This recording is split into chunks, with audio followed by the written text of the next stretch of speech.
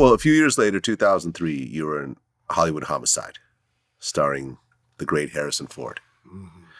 But from what I understand, that movie was like the last straw for you. That was it. Because you basically played a corrupt music executive. Yeah. And leading up to that role, all your roles were basically thugs and gangsters and lowlifes and so forth. Yeah. And that was when you finally said, okay, I'm done playing. The money's not getting any better. I'm working for less money, longer time, and now my character gets to be thrown in a dumpster by Han Solo.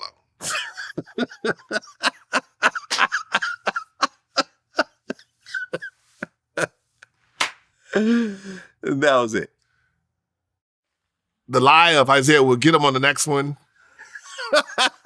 That was over. It was done, man. I was like, I'm playing two characters, Suge Knight and P. Diddy. The movie, when I first got it, was called Two Cops. It was a drama. It's a serious movie based on the book LAbryrinth. Oh, which was the that Tupac came out and later. Biggie story, yeah. That's how it was sold to me. That's the movie I agreed to make, and I was supposed to be playing Sean Combs, right? Mm-hmm. That's what I was offered. It goes from Two Cops to Hollywood Homicide. And Ron Delta, I'm telling the truth. Ron Shelton, who I wanted to work with, Bull Durham, this amazing director, had no control of that situation because this guy named Suge Knight called him and said, you best not to have me in this movie. Suge Knight called up Ron Shelton, who's the director, and said, threaten everybody. And it went from Two Cops LAbryrinth, a serious drama, to a comedy. Because of Suge Knight. Suge Knight came to the premiere, all dressed in red, with his whole crew. Came to the premiere, blew in somewhere. We were, I don't know, Fox down in Brentwood, whatever. When we were doing the big premieres. Mm-hmm. Suge Knight rolled in, all red, cigar in mouth, whole entourage. Lights went down. He sat there for about 10, 12 minutes, saw the opening of the movie, got up, all right, and left. Wow. Boned out. That's I've never heard this before. Okay. What about the movie with Frederick Douglass that they did with Johnny Depp? You haven't seen that movie either. You will never get that came story. out, though? Not really. Sort of. I mean, I was part of that too. Aha. And they went with Forrest Whitaker for the role, but it didn't get a lot of shine because that guy's still getting death threats. You don't mess with the LAPD, yo. Don't you know that? Are you saying Sugar's down with the LAPD? I don't know what I'm saying. We'll leave it at that. You don't mess with none of them. They all gangs, man. You mind your business. When I saw that, Ron Shelton and the behavior between Harrison, they didn't like each other. I came down to the Rose Bowl and they were shut down. And Harrison, he always loved his ganja. He stayed high. And he was going through stress because he was married to the Ally McBeal actress. They just got married and the wife had took half. So he was in a bad space. He was cool with me. It always spills over, right? Josh Hartnett, he wanted to fight me. And he was talking about how he go to 99-cent store. They were bagging on him because he'd get caught in the 99-cent store. So he was always in the National Enquirer for being cheap. So everybody was getting bad press, So I hadn't really had any bad press, so I don't know how it really affects you. But, I did my job. I took it seriously. I trained. I had to train with firearms. I had to, run. Master P was in it, So I had to run through this whole scene. And Harrison was like, don't run so fast, slow down. And I'm like, I got to run from you, So it was tough trying to find the balance of Han Solo and me. How did I fit in that? And knowing how I didn't want to be seen that way with such a great actor. And it was at that moment, nothing to do with him. And the producers that I've been, come out of spite. This is not how I this is not how I envisioned my career. I'm gonna do my job. And quite frankly, like just the behavior, all the toxic behavior, I'm like, maybe I need to look at TV, not knowing TV is worse, right? And that's what did it. Yeah, that's what did it. Now, without getting into the bullshit, can I touch on Grey's Anatomy and how was your breakthrough role? Without getting into the bullshit. It's no BS. I would say the thing about Grey's is I was hired to do a job by Shonda. Did the best job I could. I wasn't supposed to. On day one, they didn't want me there, man. Patrick Dempsey, Peter Horton, they didn't want me. They wanted the cast to be all white. The studio didn't want me there. I was forced in the situation. You know what happens when you force somebody on somebody. They're going to get you in there. Yeah. Well, that was your big breakout role.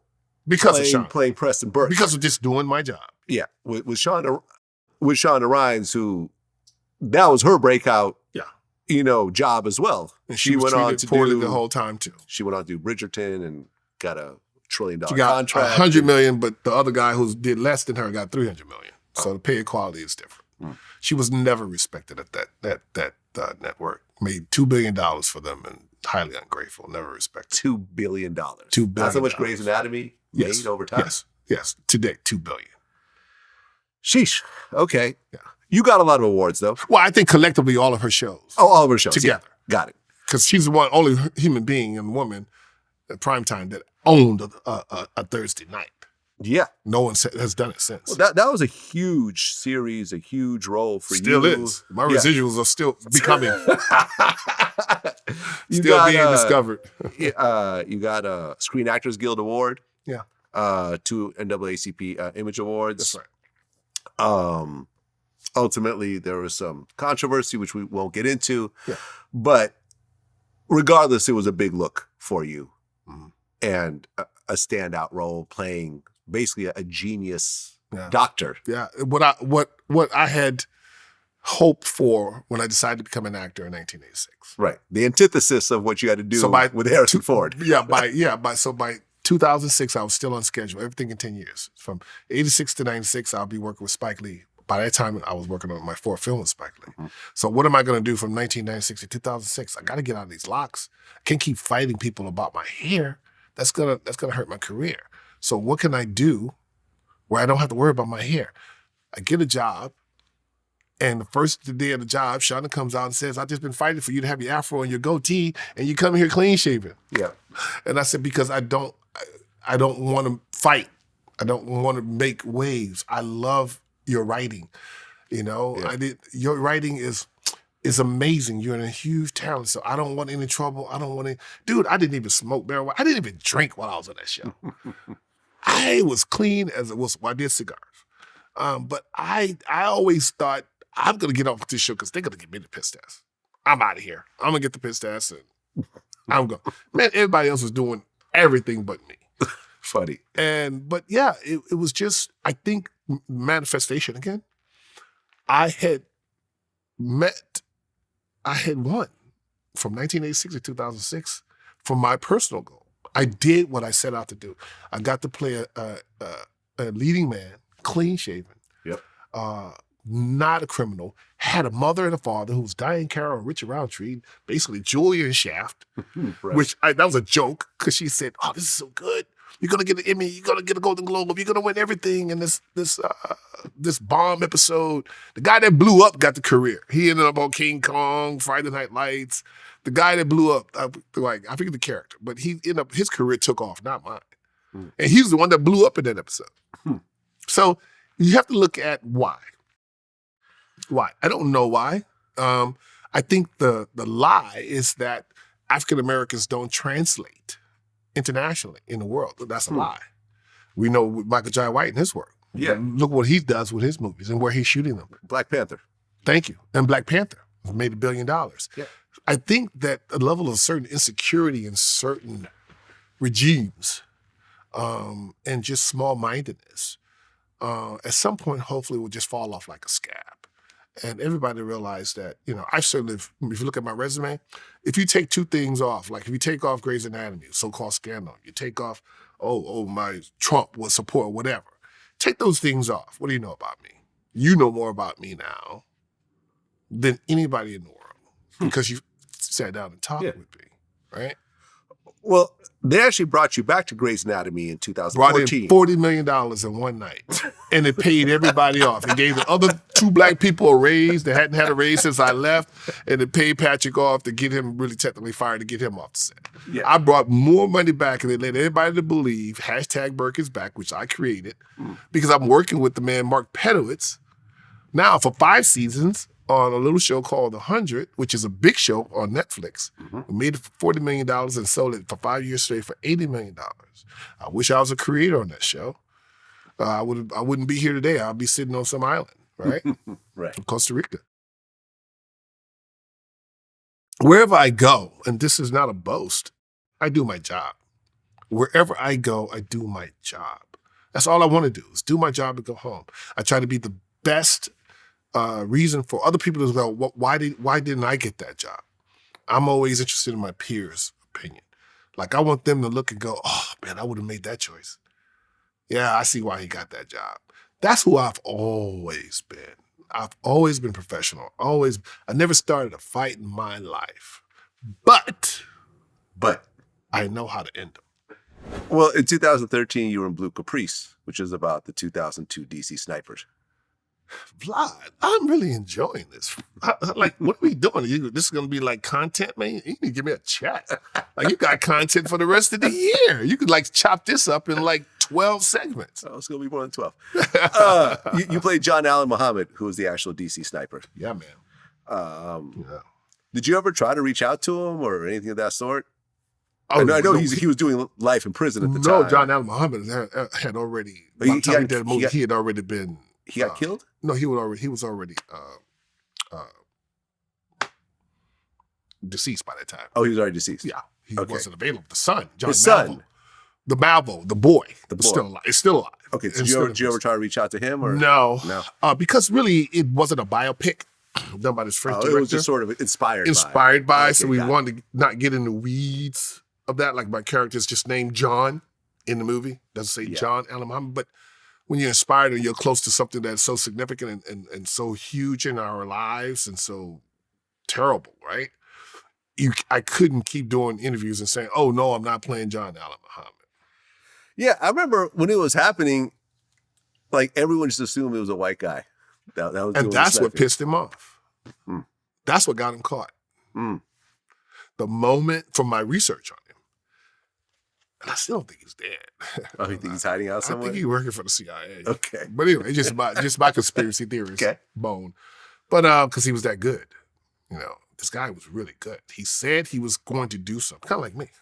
He said he was going to do something in a certain amount of time, and he did it. He did it, yeah. And supposedly it was supposed to be 3. And we don't know what the third one happened because I think the third one supposedly got cold feet, and the rumor is that he iced the third person. He needed 3 people to do what he did. So he trained the boy, turned him literally into a child soldier. Yeah. Psychologically, he just really got in his head. Like much what they did in Sierra Leone during the Blood Diamond time, right? Really messed him up. Sexually abused him, the whole thing, right? He was really a mad scientist.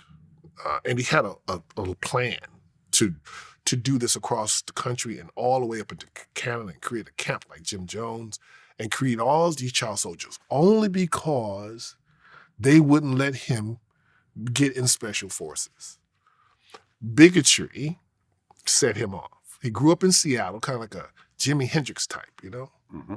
Never really heard the N-word. He blew through a grenade into his own company in Iraq. He was an EOD guy, Hurt Locker guy.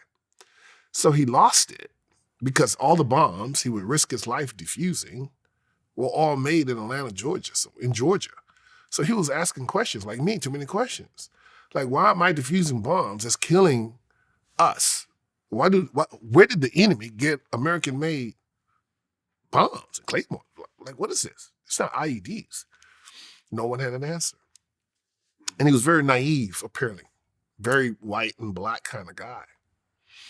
And you know what happens when you are just, everything is white, you become a bit of fanatic on certain levels, right? It's just right and it's just wrong. There's no gray area. So I started to figure out that he started unraveling then. And when he was denied being a part of Special Forces because he was black, that set him off. He threw a grenade and still got an honorable discharge. That was a red flag for me. He threw a grenade into his own tent of his own, not battalion, but his own company, tried to kill the officers, and he still gets an honorable discharge? Yeah. That got my attention right there as I started doing more and more research. I got so deep that I had to sit on a sofa for 6 months. My wife didn't recognize me anymore. She's like, I don't want you in this bed. Just trying to get into that role? Yeah, I like Pac got stuck in Bishop. Mm-hmm. I got stuck in John Allen Muhammad. Yeah, a little bit. I needed help to get out of that.